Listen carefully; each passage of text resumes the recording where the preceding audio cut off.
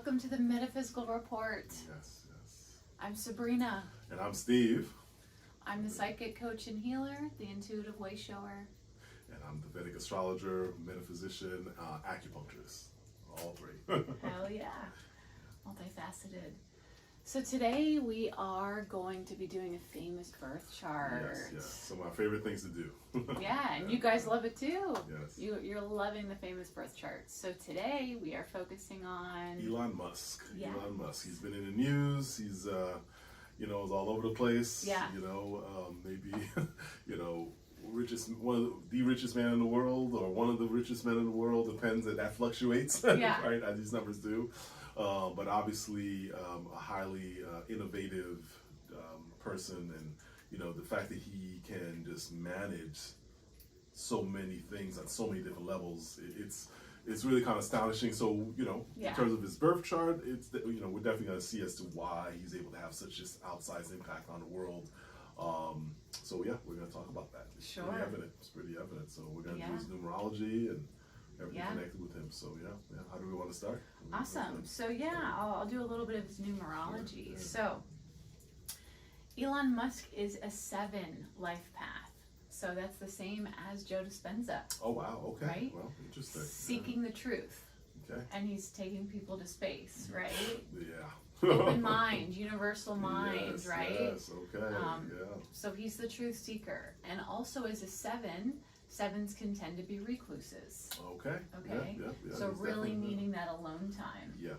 Right? Yeah. And he's a genius, right? He's a total genius, inventor, visionary, and pioneer. Mhm. So needing that time alone so he can focus and get into his creativity, Sure. So he's always seeking the truth, and he's always analyzing. So very much in his head,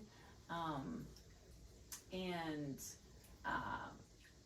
the reflection and the analysis, and the 7 has that magnetic energy. Okay. So many 7s, and I talked about this in the Joe Dispenza video, people are magnetized to 7 energy. Okay, it has a very spiritual, magical, history, right? So people are magnetized to people that are 7. So Marilyn Monroe, JFK, who's another one? Leonardo DiCaprio. I mean, there's so many 7s.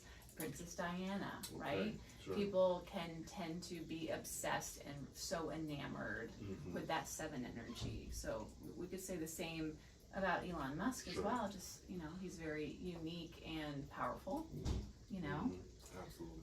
So he has that 7 energy, and currently, right now, he is in his 4th personal year. Okay.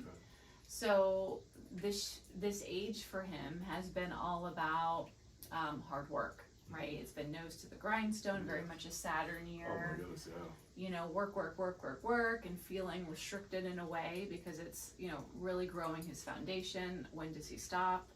Yeah. So that's been going on, and at his birthday, so at the end of June, he'll be starting his 5th year. Okay, that'll be good for him. Right? Takes the pressure off a little bit. Yeah, and I want to say that was the same for Joe Dispenza too. Was it? He Probably going so. from a Probably 4 go to 4 a to 5. 5. Wow. Very interesting. So 5 year, right? He's starting in June at his birthday, so that will be a year of a lot of change in his life, a lot of freedom, independence, and fun, and taking big risks. That makes sense because it's around that time that he had just announced for Twitter a new CEO, which will take a lot of that off his plate. Right. And so, that heaviness that he's been having. Right, that restriction, having all this work, he'll be delineating it. Yeah, okay, so that makes perfect sense around that time. So next year that just means he only runs $2 billion companies instead of 3, right? Right. But for him, that is a relative lighter time. Yes. Right? Yes. But of course, he enjoys it too, so it's not like it's. Right. But again, how he commits to it and has time, he's going to have more time now to rest, relax, and other things open up, feeling freer. Right, yeah. Okay, that's fascinating. So it's going to be an exciting age for him. Yeah. So what's going on with his astrology? Well, his astrology, as you might imagine, for someone who is such a trailblazer, we would want to see some signs connected to being a trailblazer, leader, but also just accomplishing things, right? Right. It depends, like, okay, what is he a leader in? Right. And sure enough, for Elon Musk, for the time that we have for him, we basically are using a time that puts him as an Aries ascendant, which is completely appropriate. Makes right? sense. He's a leader. He's a go-getter. I want to get this done. Mars, especially Mars as Aries, that fire sign, nothing will stand in his way. Right. Look before you leap kind of things. Yeah. And people have criticized him for that. But in his chart, going with his gut instincts of action first, and think about it later sometimes, Yeah. it has worked for him, right? For instance, with Twitter, people are saying, "Oh, he's taking on too much. Can he really do this?" The answer is yes. He has a capacity for doing big things, Right. and doing them well, and Yeah. just making it work. Now, it is a risk. It's a huge risk. For instance, when he did SpaceX, he came this close to losing it all, and yet he doubled down, took all the money he had from before, amassed it, and just literally just pushed it through and made that work. He slept on the floors with his with the engineers and what. So he does whatever it takes to get it done. Right. And his bets have played off. I don't want to make it sound like, oh, okay, it was a cakewalk, right? Right. But that hard work of Aries, of getting it done, focusing, like a great general, just like, okay, we're taking that hill. Right. Let's go. Nothing's getting in my way. Nothing getting in my way. Whatever bodies have to go, they're going. So He's that's the the case. ram. He's the Yeah. ram. He's the ram. I'm getting it done. And achievement after achievement, height after height, go. So now, of course, the question is, well, we know him as a tech guy, right? He made his bones literally With PayPal. PayPal, right?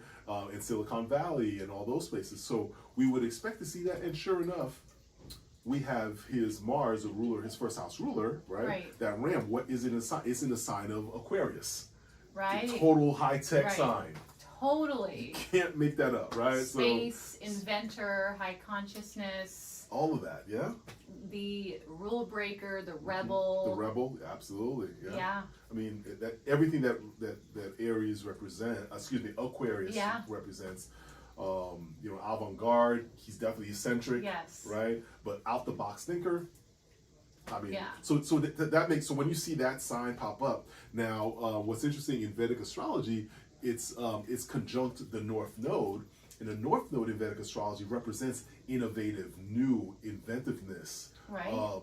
That charismatic, magnetic quality you just mentioned. Yeah. Very similar, right? And I think if I remember, Dispenza had a very prominent Rahu. Yeah. In his chart. I want to say was it Rahu the first? I can't remember. We have to go back and look. I can't either. Yeah. But nonetheless, Rahu was really prominent. Right. In his chart, and so this is also occurring in the 11th house. Now, for Vedic astrology, that 11th house is a house of desire, right? Accomplishment and getting things done. Right. And so here you have the planet that represents him himself with that Rahu, which turbocharges. It just accentuates that in a desire house. This man is literally like, I'm going to get it done. I want this. I want it now, right? I don't want to waste any time getting it done. That's what an 11th house does. And then you have these two very powerful planets that are just like, get out my way. Yeah. I'm going to make this happen. Right. And that's what we have. And so his life theme is very much associated with get it done and get it done. Yeah, get it done yesterday. Not even now. This had to have happened, right? Yeah. And so all that makes a lot of sense in the sign of tech. Right. I mean, I know. Oh, by the way, in Aries is what? Aquarius is what?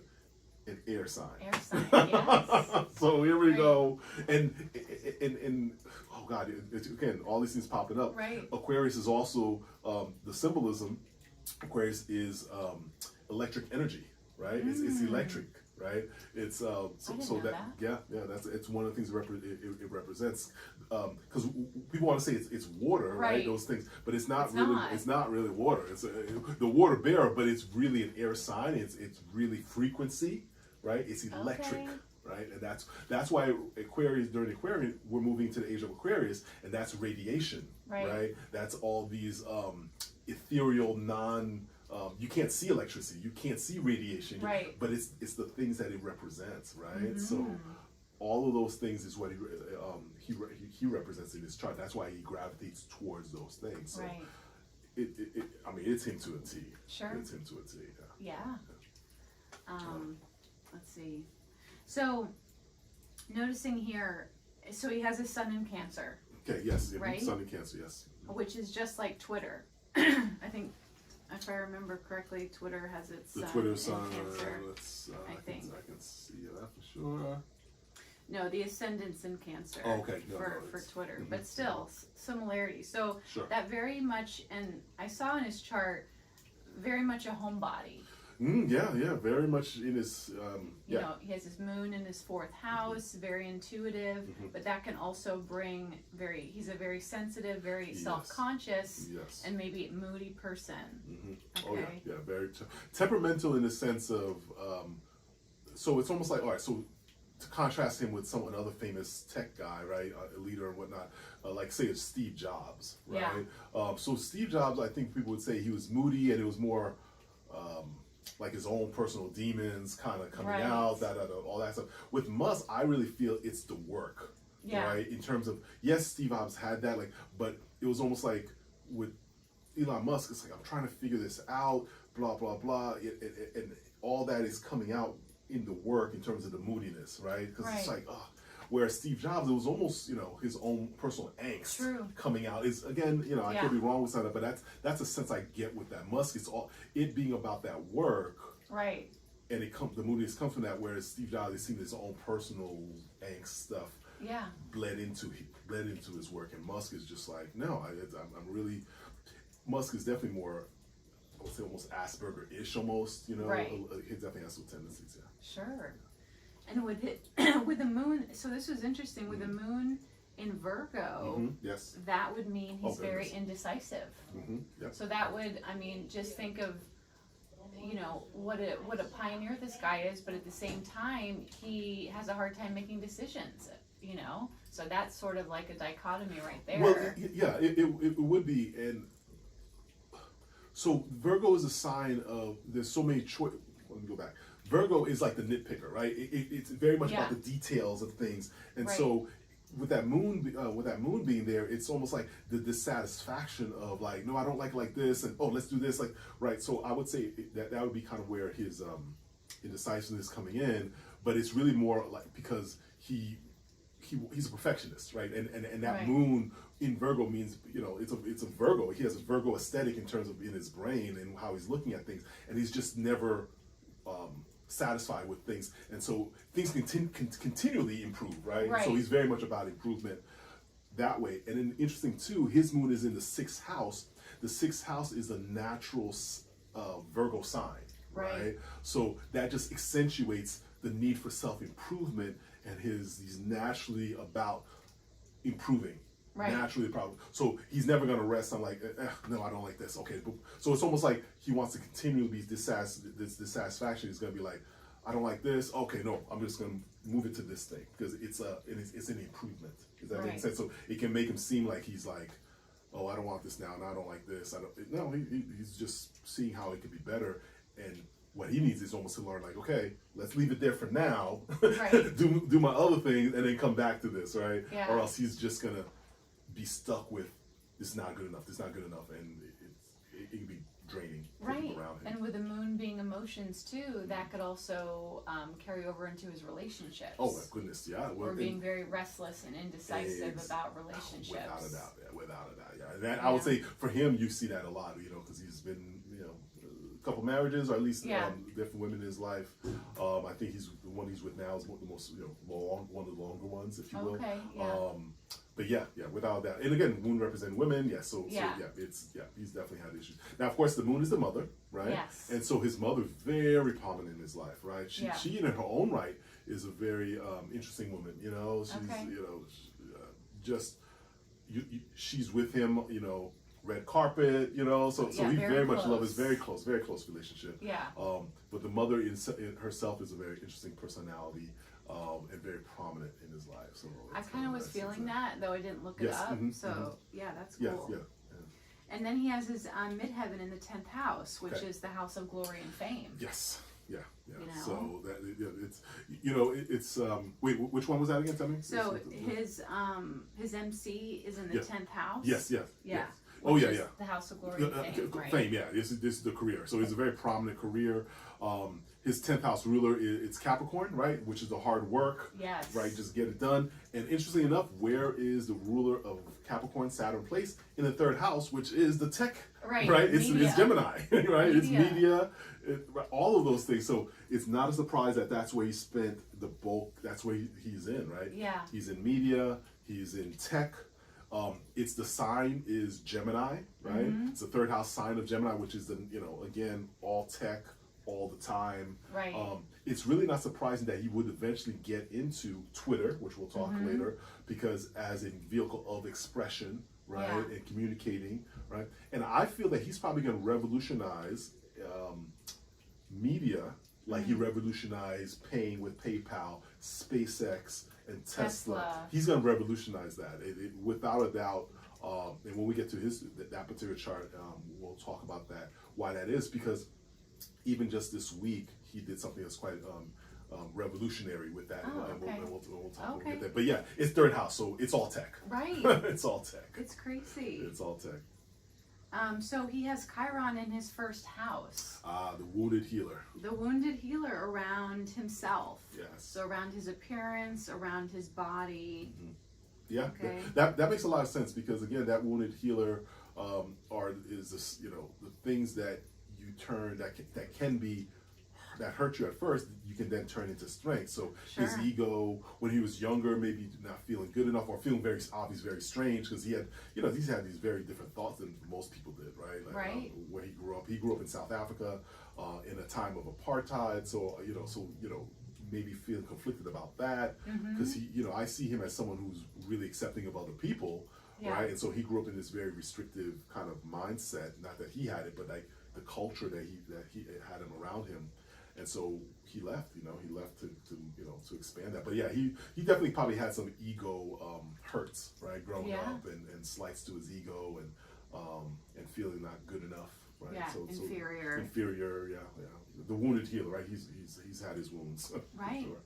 And going back to the 4th house, foundation is everything to him. Having that strong foundation, the strong home. Yes. Yeah. Centered around the home.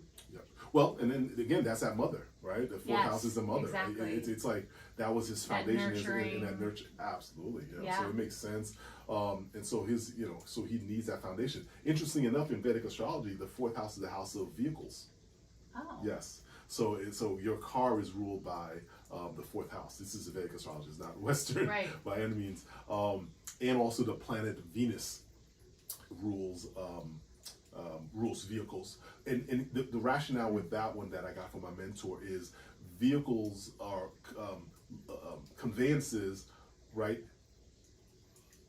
It was a luxury, right? Yeah. To be able to, because Venus represents things with ease and that. So a car, being able to, have someone transport you, which was back in the day, like someone Louis would lift you up. Yeah. That's a luxury, right? And now in modern times, we've just made it so much easier, right? So that's a luxury to have that, be able to move in a way where you're being carried, right? Yeah. So that Venus governs luxuries, right? So that's why that's the case.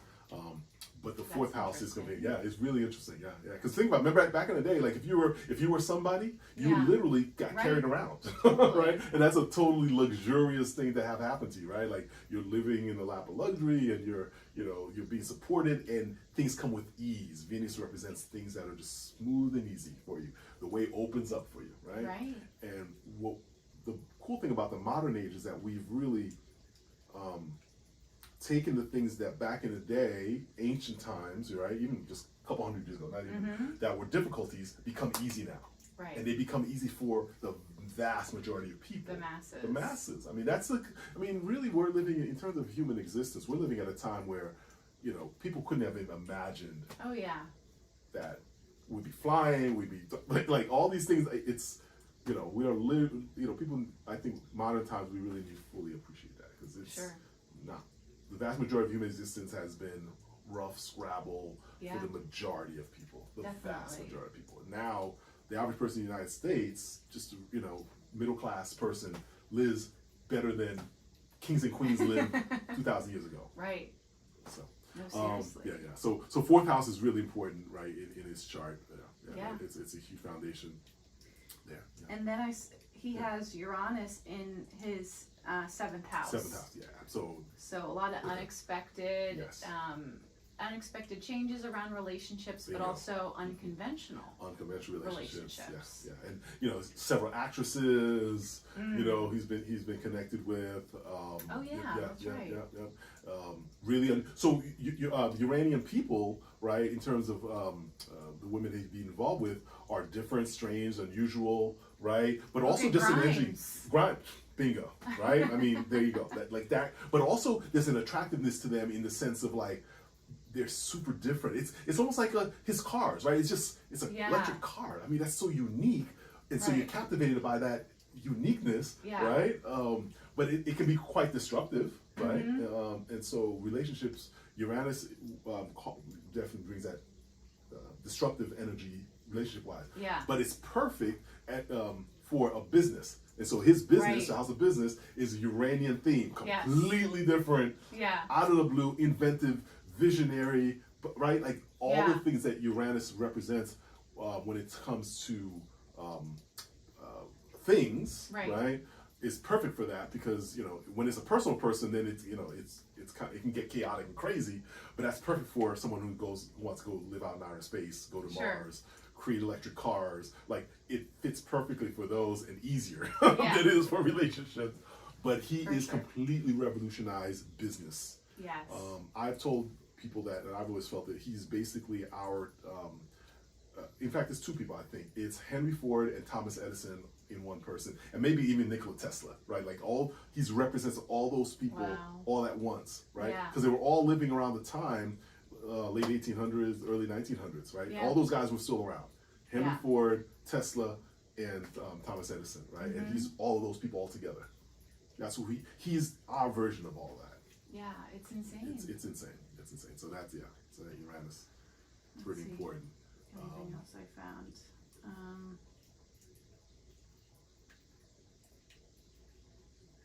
Some of the stuff we already talked about. 11th house in Aqua, Mars in North Node. So much drive, so much ambition. Yes. All about technology, future progression, visionary, and the humanitarian. Yes. So interesting. He has Saturn in his 3rd house. Right? Yeah. So that would also bring in some restrictions around some media. I mean, that's exactly what he's going through and has been going through, right? Yeah. It hasn't been an easy road for him when it's come to that. Yeah. But even more so in tech itself, right? Like Saturn will, like you said, bring obstacles, difficulties, pressures, delays, right? But Saturn's also that planet that makes you focus to work on that thing. Right. So even PayPal, people think that just came easy. No, this man has put in the work. And the reason is he just has this drive and ambition. And again, it's that North Node conjunct his 1st house ruler, Mars. This man you can't outwork, right? Like it's not possible to outwork Elon Musk. Like his brain, the way his brain works is so, and it has that drive, right? It's just, he'll exhaust people. And that's probably what he does. He probably, and again, I don't get the sense that, he's probably a taskmaster, right? Like that.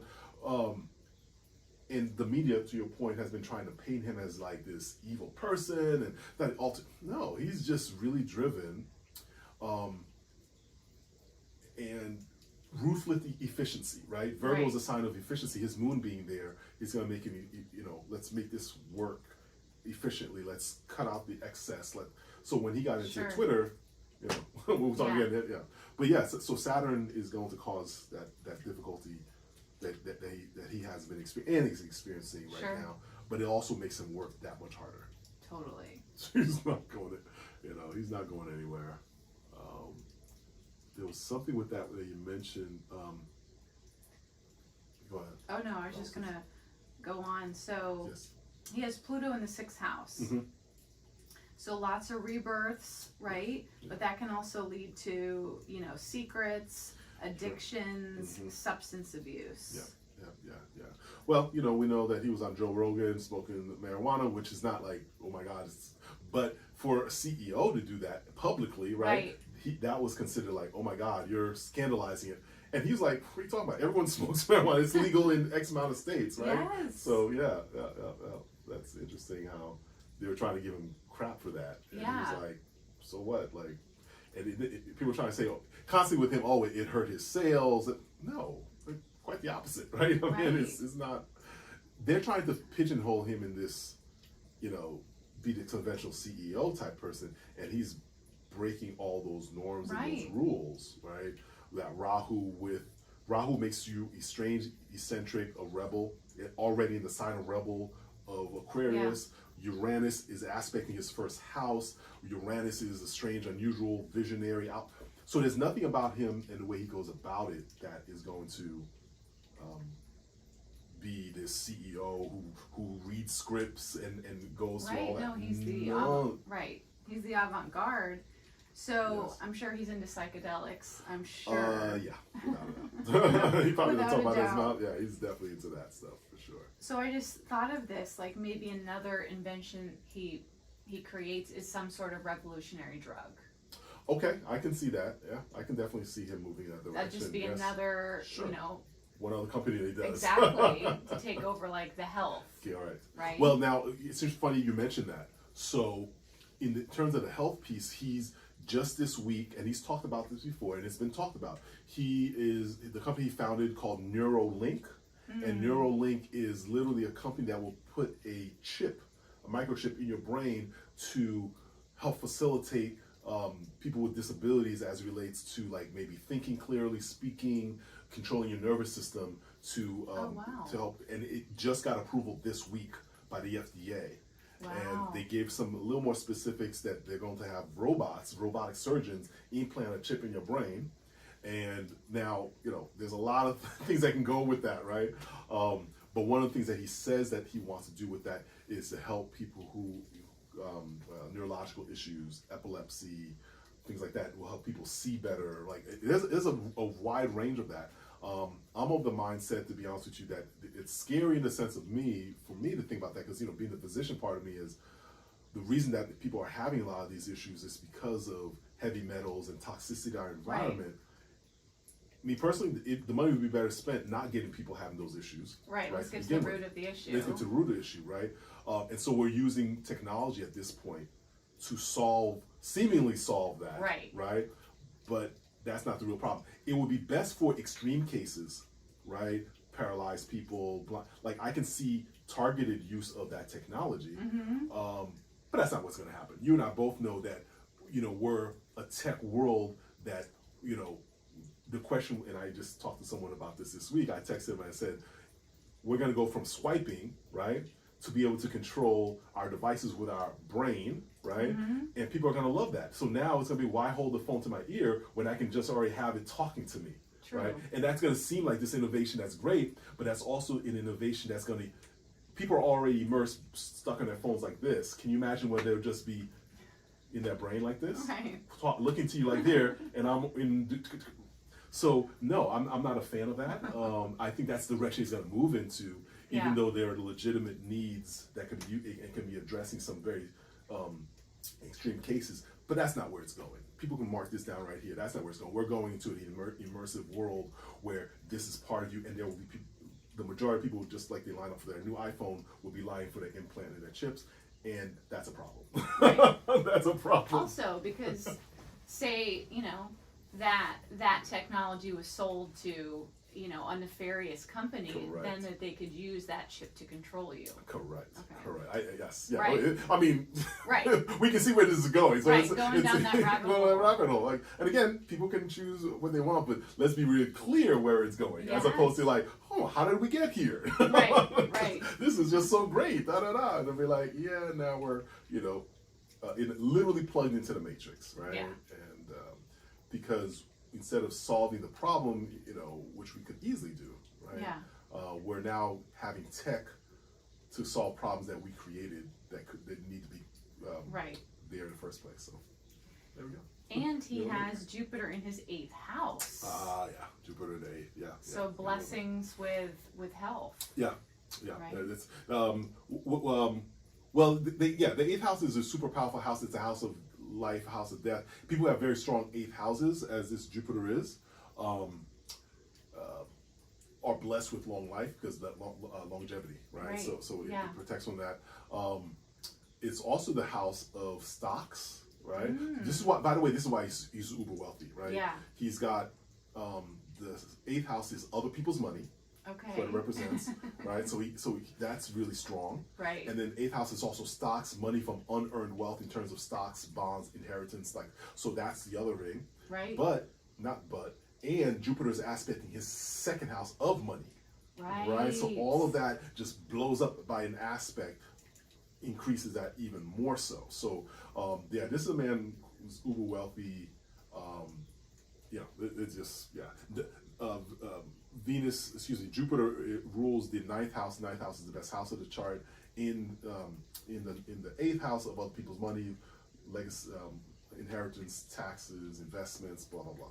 Right. Aspect of so. Yeah, there's just no other way around it. This man's uber wealthy. 8th house is very powerful. This is good in the sense that, obviously for the wealth, but 8th house is, so people like Muhammad Ali, fighters, when they had very strong 8th house, you literally could not knock them out, right? You couldn't knock the life out of them. Their life force was really strong. Right. And same thing with Musk. Does Trump have that too? And it may be in a different way. Yeah, well, his 8th house is strong, yes. Oh, yeah. No, his 8th house is strong because he's got, yes, because it is. I think Jupiter, we said the same thing. Jupiter you can't knock out Trump. Can't knock out Trump. He has a stationary retrograde Jupiter that rules the 8th house. Okay. In this case, it's placed in the 8th house, but it's still strong. Yes. Right. Yeah. So no, same thing. You can't knock them out. Like it's just divinely ordained has to kind of take care of that or whatever. But us just like going after him, which is really good for if you have enemies, right? Right. They think that they're gonna put one over on you. No, good luck with that. Right. That's not happening. Yeah, and what did I say? His visible enemies are Libra. Yes, Libra, because 7th house represents enemies that you know, right? That are apparent, right? And so that's Libra is ruled by Venus, but it also represents who's the secret enemies in the 12th house? Secret enemies in the 12th house, but that 12th house is that Jupiter is placed in the 8th. And so that really hurts them. It hurts them, right? So it hurts his invisible enemies, and so again, this is a really good chart for people who have who want to overcome others, right? Because your invisible enemies get overshadowed, your secretive enemies, right, get overshadowed, and they just can't come against you, right? Yeah. So that's really good to have happen. So let's see, 8th house. I want to speak on his 5th house because the 5th house in Vedic astrology rules a couple things. One, it's a house of children, right? And Ketu being there means that there's definitely difficulties in children and loss and disappointments, right? And unfortunately, he did have a child, I think, pass, right? Yeah. I don't know if it was a stillbirth but one of the child passed away. His current children, I think, are afflicted with some health issues, and I think that's kind of what necessitated the whole thing with Neuralink and all that. I think that's where his interest comes from, right? So that's the thing with children, right? Now the other thing with that is, and children being strange, unusual, unique. Well, he's named his children these unusual names. They're not even names. They're like, I can't describe what they're X. And that's exactly what K2 would do. A strange, unusual, hard to pin down, kind of what is that thing, right? Yeah. And so it's X, and then there's one like EAN. It's just some unusual thing. Totally represents Venus. Right. Excuse me, that K2, that south node in the 5th house. Yeah. Now, the other thing that the 5th house represents is our intellect, right? And this is where his genius comes from. So that genius intellect with where he's able to look at things differently is that K2, right? He's just able to like internalize it, internally kind of put it in his brain and just, oh yeah, well that could be done this way, right? That's all that K2.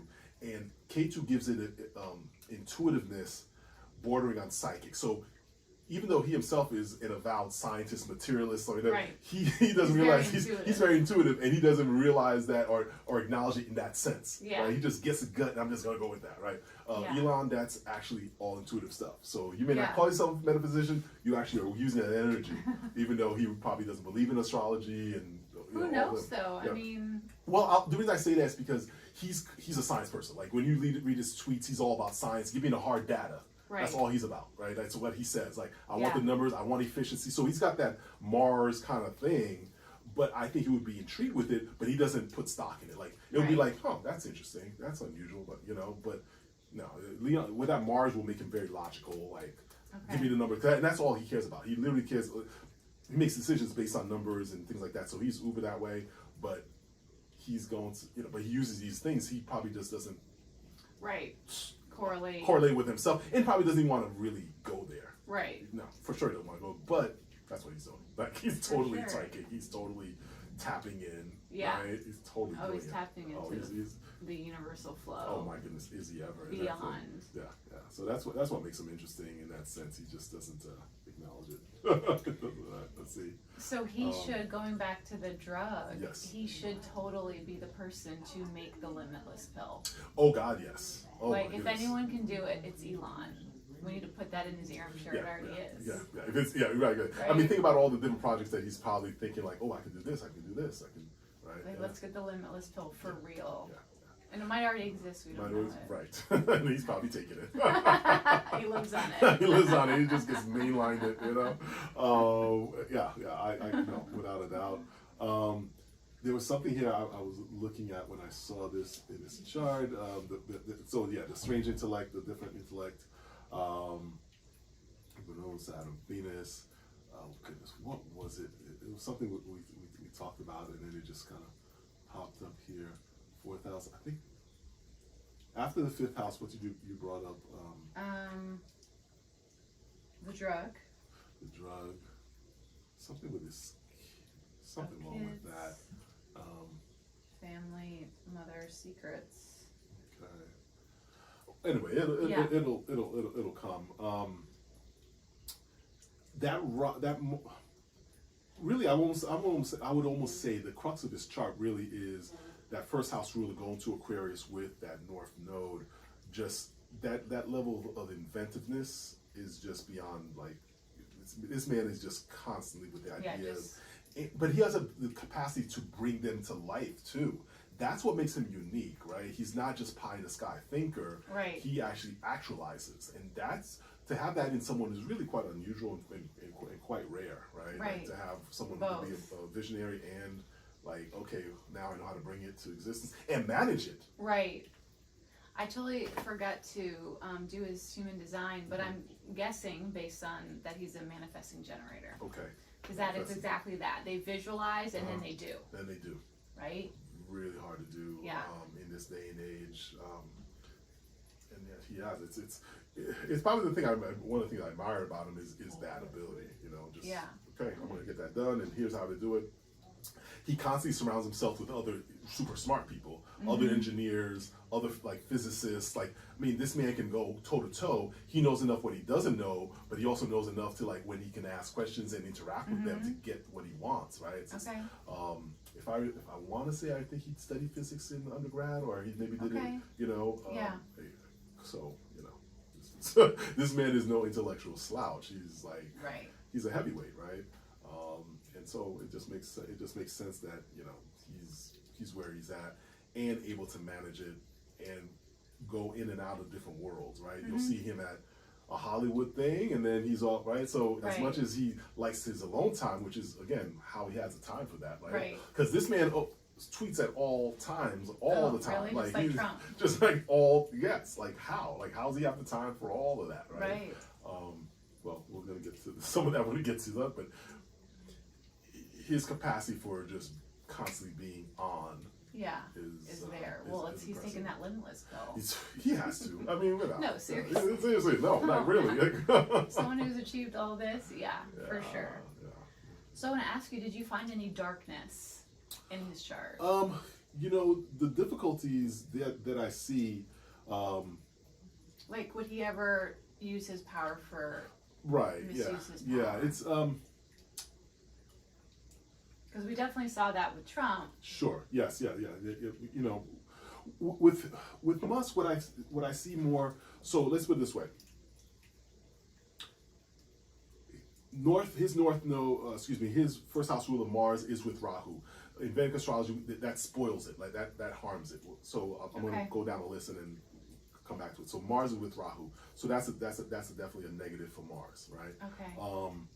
His Venus is with Saturn, so his the capacity for caring, right, that's being squelched, and that romantic energy, all that kind of stuff, is with Saturn. It doesn't mean that he can't have that, but he's probably a little bit harsher and is more like, take this mess is gonna hurt, is gonna you may not like it, but it's good for you, kind of thing. So it's more of that kind of negative, right? His moon is with Pluto, right? And it's so all the planets that would, and his Jupiter is retrograde, right? And it's in the 8th.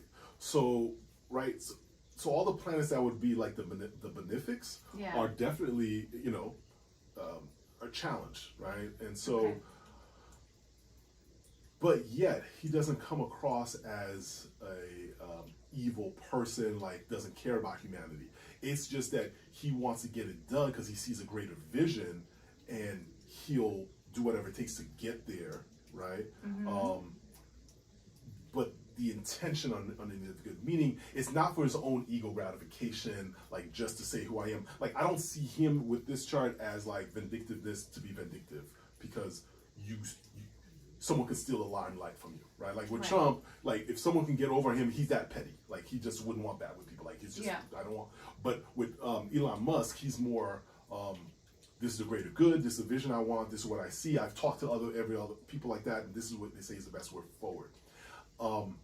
The challenge will be with something like the Neuralink, because of his ultimate belief in technology. He'll put that out there in AI. Now, to his credit, see, this is where I'm saying it's different with him. AI, he actually says we need a moratorium on AI. We need, like, this can potentially destroy humanity. Like, so he sees that it's not an ego, because if someone was really that manipulative and just power at all costs, for the sake of that is ego aggrandizement, he would have used that to further in the world and just kind of do these behind the scenes stuff with it. But he's principled, and one of the principles is like, wait, this could potentially be negative for humanity. We need to take a step back from that, which is not what you typically see from people like that, right? No, so no, I wouldn't say that. But his approaches and can definitely come across as being harsher than most, for sure. But you don't see nefarious. I don't see nefarious. No, I don't see nefarious. I don't see nefarious per se. I'm still concerned with the whole Neuralink thing, but it's really more. That's the closest that I see from that, because as a result, he just say, "Oh, the greater good is this. Let's do it," right? But he questioned even the vaccine, and even, right, like he has enough of a grasping groundedness in the humanities that I think that he's not an at all costs person in terms of the nefariousness, right? Sure. His principled stance on free speech, everyone can speak, speaks to that as well, right? So no, I think he's gonna, Well, just talking on that for a second, the free speech thing, when, his ego, obviously we can see he's very insecure. Yes. His ego gets bruised on Twitter, and then he deletes those accounts. Yes, yeah. Well, it's funny, but that particular one that he had, there was a couple of them, but one in particular, if I remember correctly, they had violated something, like one of them was, because unfortunately, so I know one was like Kathy Griffin. She's always going off after everyone. Right. But here's okay. So that was actually a good one. He had made a new ruling, or they instituted a new policy where you couldn't, your icon, whoever it is, you had to match something like that. Like you couldn't take on the persona of someone else, and she had violated that, like specifically to test it. And he was like, boom, and that's why he did that, because she actually did that. And then now here's the thing: she got her account back once he's changed it back. And it wasn't just for out of spite, because she literally was quote doing that to challenge that thing. And he was like, because what was happening was people were imitating other people's accounts. And he was saying you can no longer do that. You have to be this person, and you have to put, if it's that's what it was. If it's a parody account, you actually have to label it as parody, Got it. And she didn't do that. Because weren't people creating like Elon Musk accounts? Correct. And that's what she did. She created an Elon Musk account and didn't put that it was a parody. And once he put it as a parody, he left it up, right? But yes, he took it down. Yeah. Well, yeah. So in that sense, yeah. The other thing with him too, I was gonna say was the other post he took down, there was this guy that was following his plane, his private jet, right? But then it also caused some random person to come up to them when they landed and follow them where they went, and they jumped on his car, and his kid was in there as well. He axed that account. He was like, "Yeah, this is going to cause physical damage, and you're towards me." I get that for sure. Okay. Yeah. So I'm thinking so some of those. It wasn't just willy nilly like I didn't like you. Yeah. The thing I'm finding with Twitter a lot is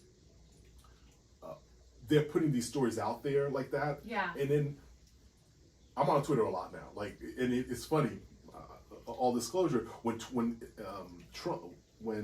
Elon Musk said he was going to go buy Twitter, that same day I got back on Twitter. I hadn't been on there for 3 or 4 years. Right. I got back on it that day, and I was on it up until like maybe a month ago when I got off of it. I'm back on it now, like this week, because it's just so much more fun with it on.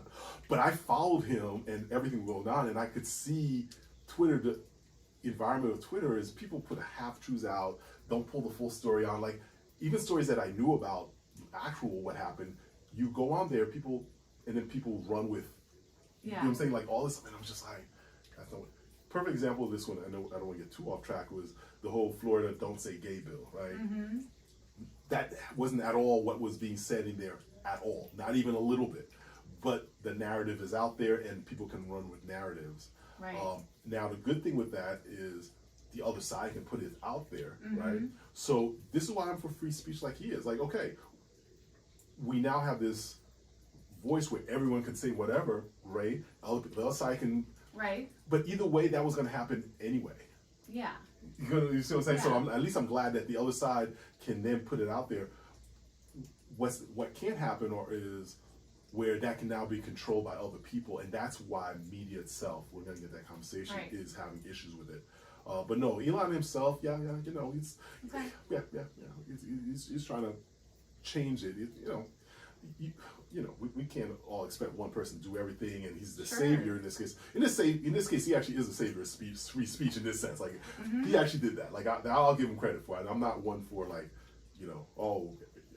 hero worship, right? But for this particular instance, he saw it going one way, and then he came in and just stepped in, and it's to put your money where your mouth is. $44 billion. I mean, for a project. Not too many people can do that, but he has the principle to actually do that. Notwithstanding, I have issues with that Neuralink, and I really think that's a problem, but you can't have everything you want in your world. Right, yes. So, yeah. And he's about to turn 52. Yeah. He's of my generation. He is, he was born a year before me. So I'm 50, he'll be 52, I'll be 51 this year. So I think that really grounds him in the old world, if you will, prior to all that. So he when he thinks about doing research, he kind of knows that resource, going resource first, but then he also is inventive enough to kind of move into this new world. So he really has his groundedness in that. He didn't grow up with just tech everywhere, whatever. Right. He grew up where it was like analog TV, and those of us who grew up with that, I feel we have more grounded than the younger generation, because for them, if they see it, must be true. Whereas for me, when I see it on Twitter or the other ones, I literally go and I spend more time researching. Like, okay, well, let me see that, and then you almost have a sixth sense as to like, I think there's something wrong with this story. It's not all that is. Like, and that's what happens with my, like, I can do that all the time, and I constantly do that because I just know. And then there are times when I've gotten caught out there. I was like, oh shoot, I shouldn't have shared that because it was only right. And I get on that myself because I don't want to be fooled. Like I don't. Right. Yes, I don't want to put the information out, but I don't want to be fooled. Like okay, I'm being manipulated. Yeah. And it's easy to do because we have our biases. Sure. And you like jump. Oh, I do it all the time, and I'm like, nope, don't post. Wait, let me check this out. Yeah. And then you can see how that's being done.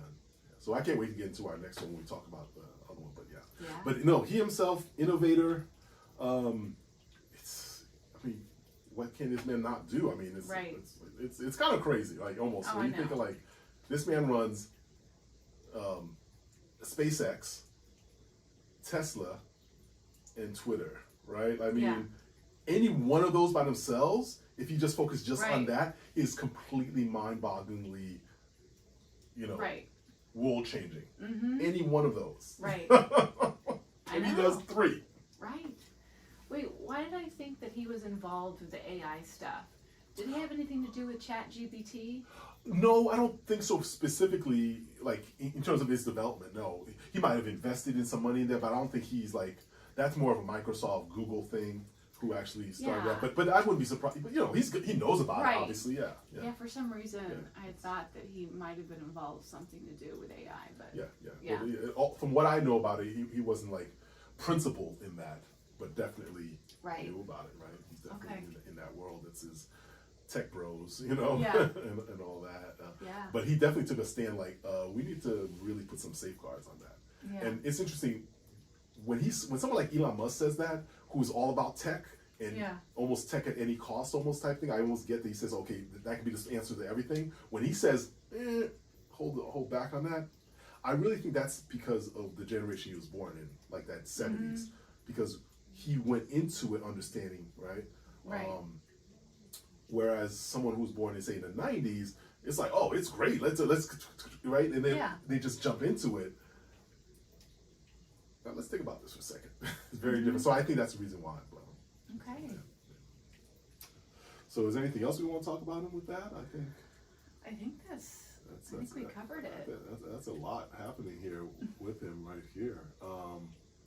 Really quickly, because some of this will come up with this chart when we do the Twitter one. He's in a Jupiter period, time period that runs from